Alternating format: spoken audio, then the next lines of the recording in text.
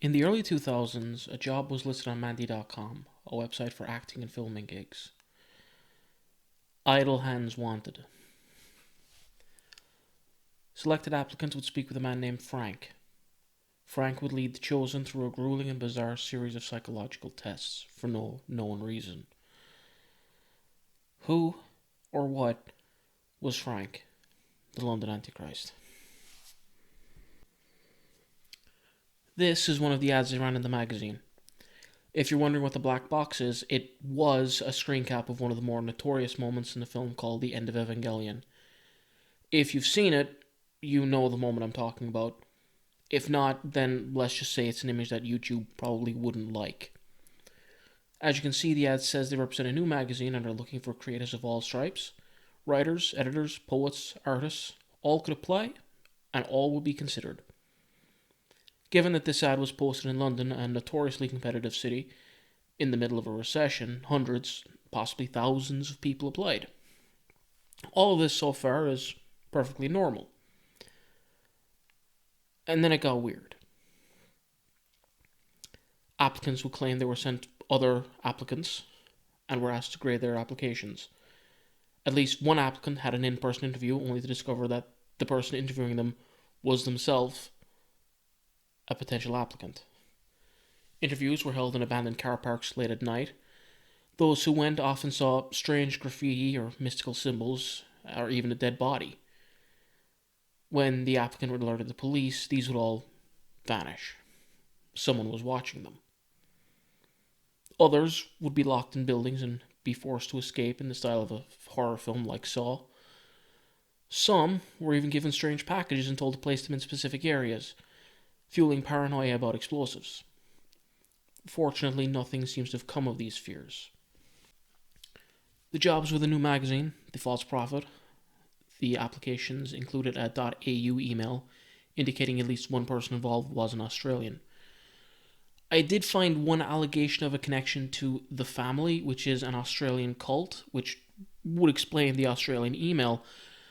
This is a very tenuous link. Very, very weak link.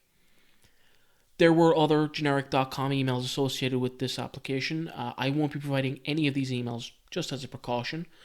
They are easy to find if you look. I reached out to several of these email accounts from a throwaway account of my own, but have not yet gotten any replies at the time of recording this. I have no idea if these emails are even still valid. There was allegedly a physical magazine. I haven't been able to find any evidence of photos or anyone who read it. There definitely was a website, falseprophet-hq.com, which is now defunct, but the internet being what it is, the original site was archived on the Internet Archive. There's just one big problem with that. The site was made entirely in Flash, and the archive cannot properly save Flash sites.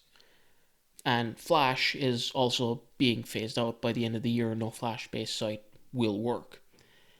This site, which definitely existed, is already inaccessible. By the end of the year, will be completely unusable. I actually found a record of people arguing about making the site in Flash on their Tumblr account. This account was very active for a chunk of 2013 and then stopped. I'm including some samples of their work on screen right now.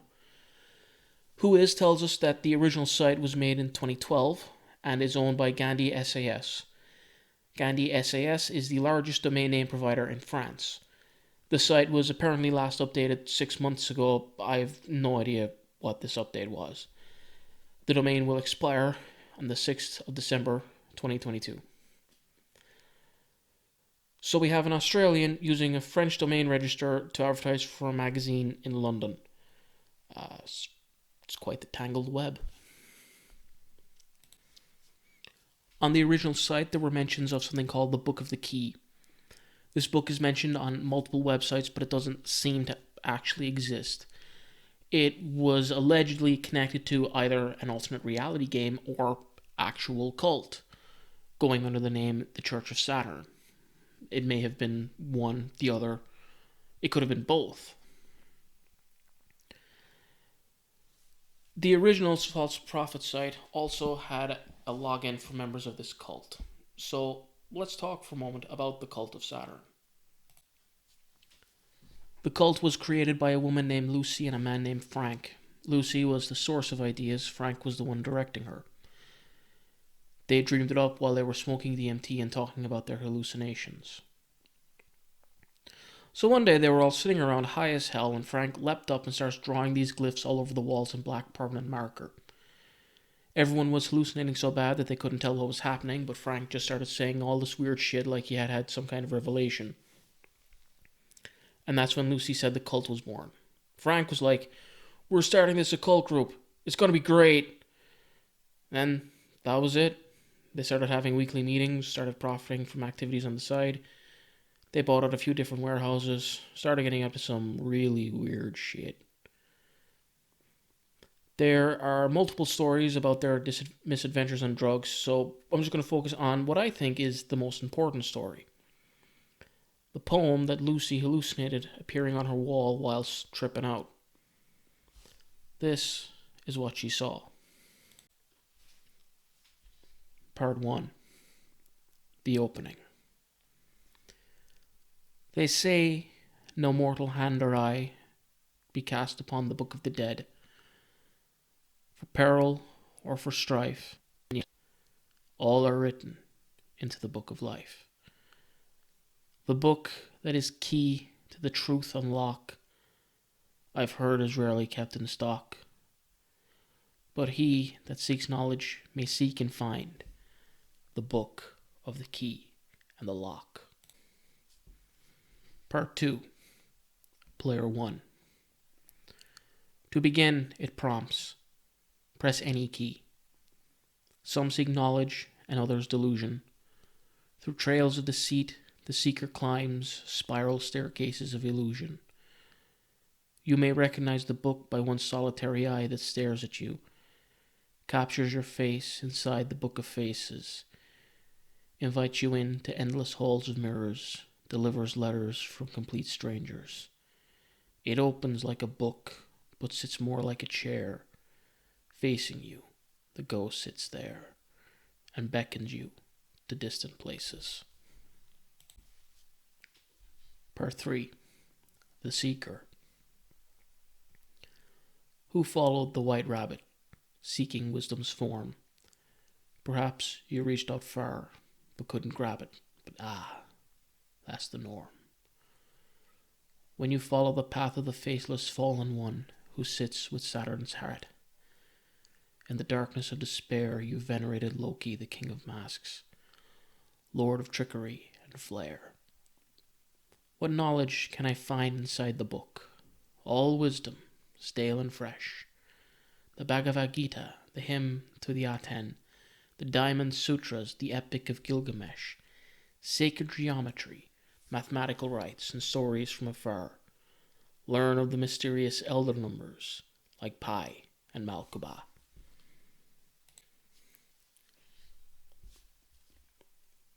Part 7. The Answer. The Lock. Cloaked in vague metaphor, does it reach you yet? Do you know the book of which I speak? Yes, yes, you and everyone you've ever met. The answer is not a line of text or a static graph or image. In knowledge, there is no mountain peak. No. The shape-shifting hieroglyph is eternal and changing, its meaning remaining true. Whatever key you press to navigate here, the book is right in front of you. This poem was the inspiration for the Book of the Lock and the Key. While this book doesn't seem to actually exist, there is an actual book called The Lock and the Key, written in the 1940s by one Frank Gruber, who was an associate of L. Ron Hubbard, best known as the founder of Scientology. An interesting little tidbit, but I think it's just a very odd coincidence. The cult was first involved in the 2012 Doomsday Prophecies with a countdown to December 21st, 2012 on the site. When that didn't happen, they decided to move on to the Idle Hands False Prophet zine. One former member had this to say: "It was definitely Frank's idea to start the whole Idle Hands Wanted thing. He wanted to make this big promotion of drawing people to work on it. Thought it would be funny to start a social media scare and send some shockwaves through the community. So he posted the ad and fucked around with people a little bit. There was nothing malicious in it from what I was aware of. I'm pretty sure Frank just wanted to make an interesting magazine. Although there was this other, more secretive side to Frank, and things eventually took a dark turn.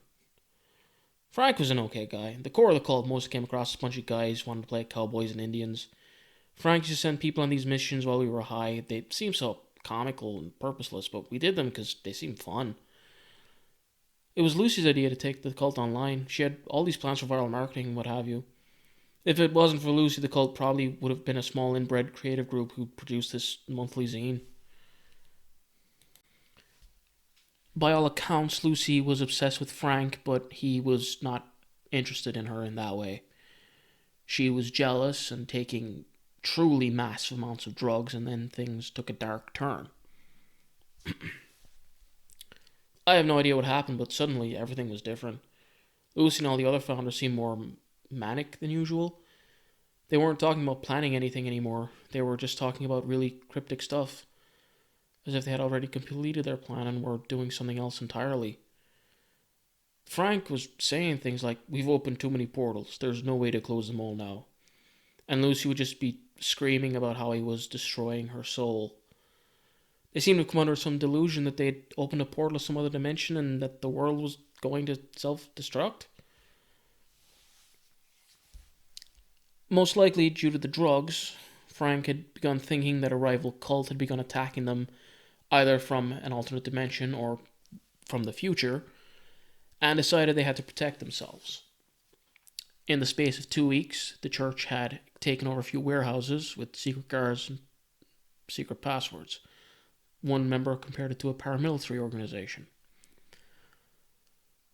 And then they vanished.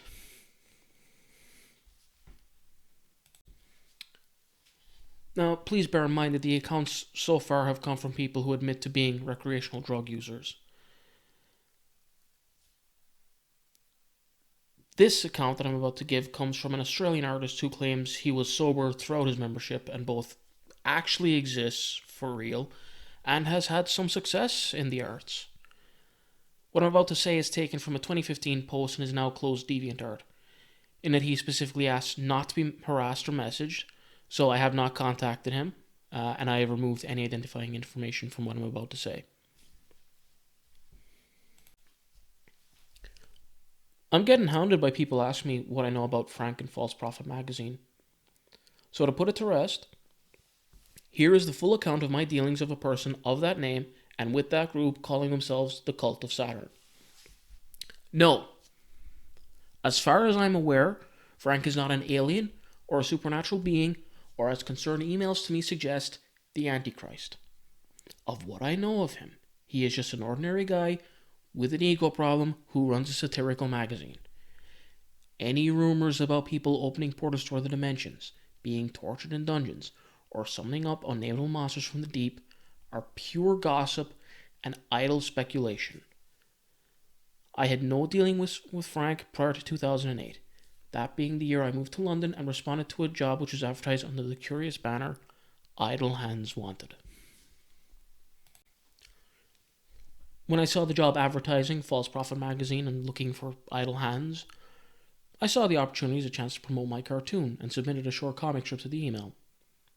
Shortly thereafter, I received an email back from someone going by the name of Frank, who said they liked my work and, if I had time, could I come down to meet him at their studio in North London. The outside of the warehouse window ledge was full of half-dead plants. There was an overflowing garbage bin and a pile of uncollected waste, a discarded mattress and an old TV set by the doorstep. I showed up to the address given to me with my portfolio in hand. A pasty-faced blonde girl of about 25 answered the door, who seemed drugged or in a daze. "Is Frank in?" I asked. Not opening her mouth, the girl opened the door and led me in. The studio was fairly odd, with decorated wall murals and hand-painted art adorning it. In the middle of the room were 2 long wooden tables, forming a Last Supper-like seating space with the studio foyer. There, sitting at the end of a table, like a mangy Bruce Wayne, wearing a black hoodie with a skull in it, and smoking a cigarette, was the man I would soon come to know as Frank. He was not wearing a balaclava, nor fedora, nor any of the other trademark item I have heard about in flash fiction and urban legend. His face was youthful, mid to late 20s, and his beard had a greyish tint to it, though not from aging. It was just that odd, ashy brown colour some people grow naturally.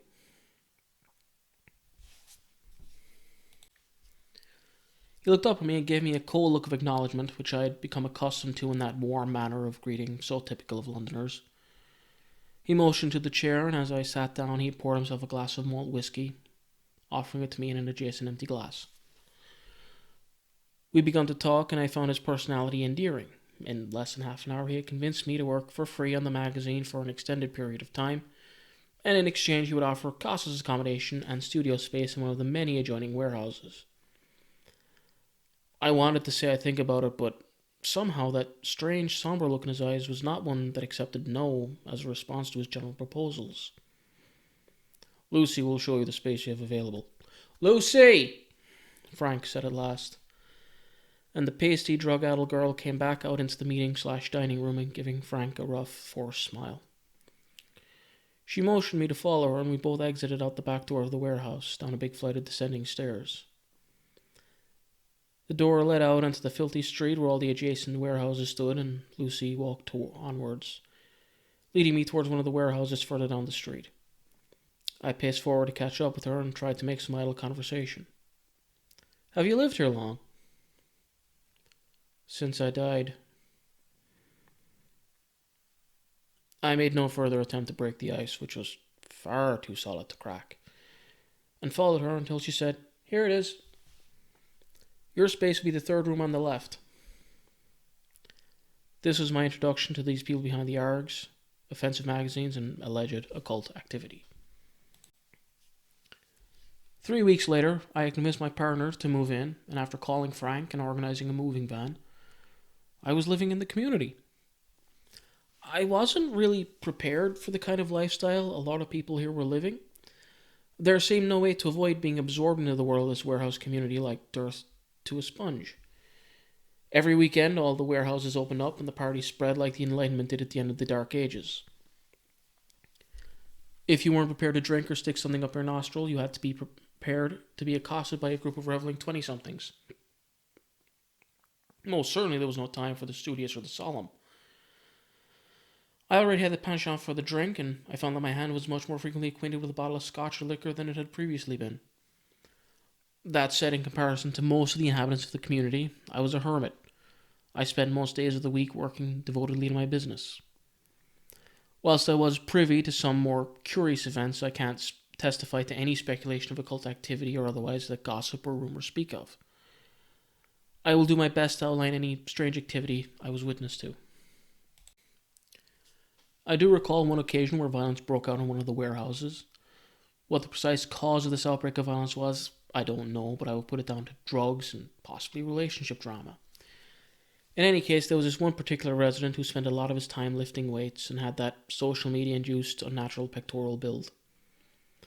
A faculty he put to use in this particular evening, smiting and punching everyone within earshot like a mad villain from an action movie. War Bastard was his nickname. I don't remember his actual name. Thankfully, I was spared from his hurricane of wrath when he busted into my workplace, only to thrust a schooner glass in front of me, which shattered and disintegrated on the storyboard I was working on. Why he didn't attack me, I don't know. But this was as close as I wanted to get to destruction, and I began to retreat from certain circles after this. I'm told that there were other instances of chaos and violence amidst the members of the community. While I wasn't witness to them, I did hear of groups wearing masks and kidnapping other members of the community as a joke. I attended a few of the parties and did occasionally talk to Lucy and Frank. When Frank spoke to me, it was usually just to inquire or direct me in some regard about the magazine or a new idea for a cartoon. Lucy usually just scowled at me, but there was one particular evening when she seemed to appreciate me, if only just a little. It was easy to get lost amongst all the party-goers, but I remember one evening where I was sitting on a rock in the backyard and Lucy sat down and opened up to me. She was obviously high on ketamine or heroin because her pupils were weird. But she basically gave me the, man, can't live with him, can't live without him type of monologue. and she found my calm and reassuring contribution endurable. By the end, I had made some friends in the community, and I was sorry to have to leave, but circumstances had changed, and me and my fiancée were to get married and return to Australia. It was January 2011 when I left. So that is really the only dealings I had with Frank in person. The rest of my correspondence was through Skype. He rarely called and never used FaceTime. Mostly communicated via private messages or group chats. I sent him pictures and illustrations to go on False Prophet. It's worth noting at this point that there were two waves of False Prophet magazine. Frank had been running False Prophet in London as an underground zine for I don't know how long. But around the time I had arrived, most of the crew was talking about starting the new wave. There was some plans to relaunch the magazine from the start date of 21st December 2012. I don't know why. I'd never seen any of the issues that the cartoons I had done in the past went into, but there was one occasion when Frank invited me into his room to have a line of coke, and I found a big stash of old issues which I rifled through. The format was very different from the online version. Frank didn't let me keep any copies. It was 2012 when Frank added me to one of the big group chats. At the time, I was going through some turmoil. It was difficult being back in Australia, and I felt like I had put a lot into the magazine, and Frank hadn't really done anything to help me promote my work or get recognition. I didn't feel like socializing with all his magazine contacts, so when Frank added me to a chat, I usually just deleted myself. He had a bunch of different Skype chats running with varying amounts of people in them, sometimes 30, sometimes 120. Groups were often called False Prophet, Cult of Saturn, or sometimes we would get added to groups called the Ninth Circle or the Eighth Circle or other variations. I got to know some of the people in the chat. Lucy was pretty dominant in the Cult of Saturn chat. She would usually be big talking herself. I was added more often to the False Prophet chat after the launch in December 2012.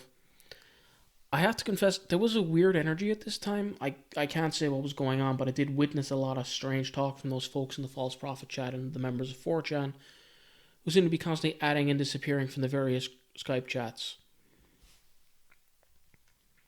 And there was the weird activities Frank was doing with some of the people he was recruiting. I don't know what that was about, really. I first got curious, wondering about where all the new people were popping up in the group chat were coming from.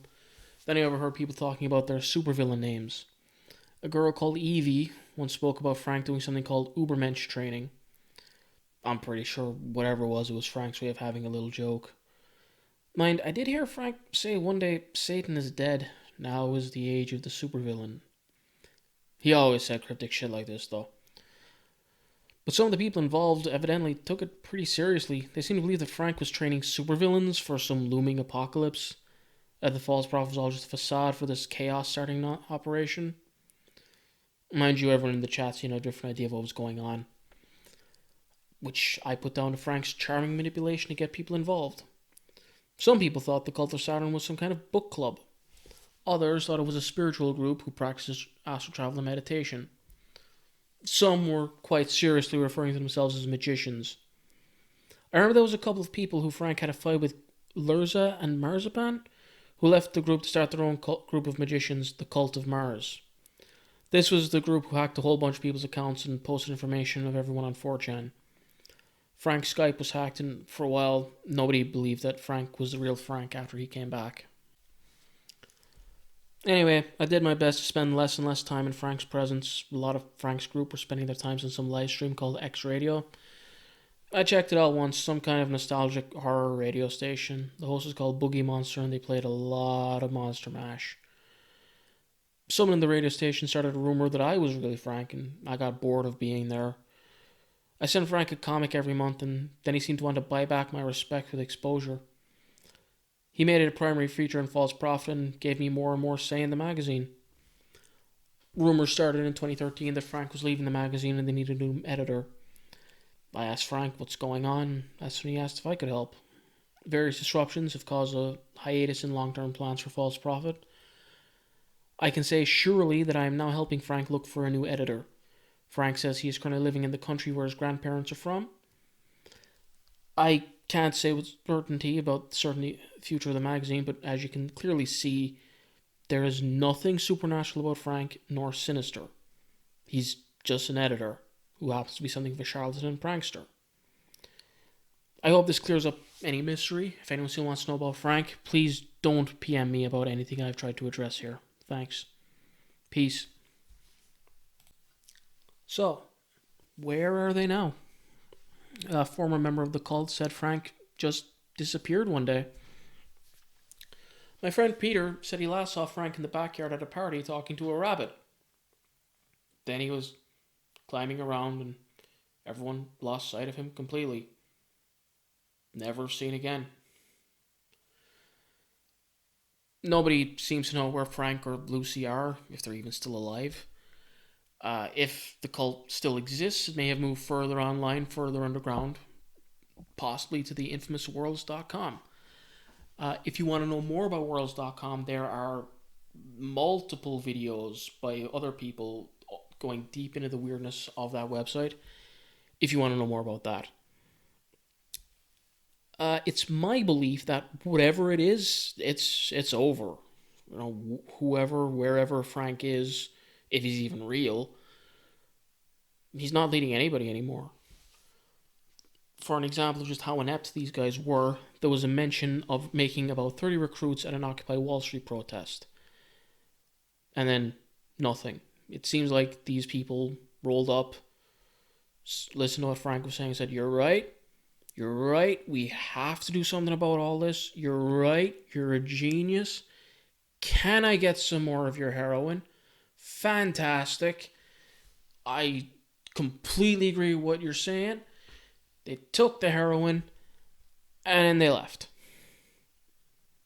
It seems like Frank wanted to make a cult and found out that it's a lot harder than he thought. At best, this is a story about a couple of stoners and an internet edgelord messing with people. At worst, this was a possibly failed attempt at a full-blown cult. That, of course, only applies if anything I've just said is true. It's quite possible that this is all just a very long-running alternate reality game, or it got co-opted by one. Their relevant posts to this are still happening on 4chan's Xboard, and they have been running since at least 2012. Maybe this is all complete nonsense. This is all just an internet urban legend. Maybe it's not. The only person who knows for sure is Frank. He isn't talking. Oh man, that was a hell of a rabbit hole to go down. I started this based on a dimly remembered internet post about a job interview that went weird and crazy. And I thought it'd be a fun Halloween topic, so I started doing a bit of research into it to try to remember and get the story straight on what I remembered. And man, I was not expecting that at all. Um, I hope everyone out there is safe. My apologies for not posting more frequently. I am working full time, and unfortunately, my job is taking up a lot of my free time. If you're out there and you're listening, wash your hands. Don't do DMT with strangers. Don't join a cult.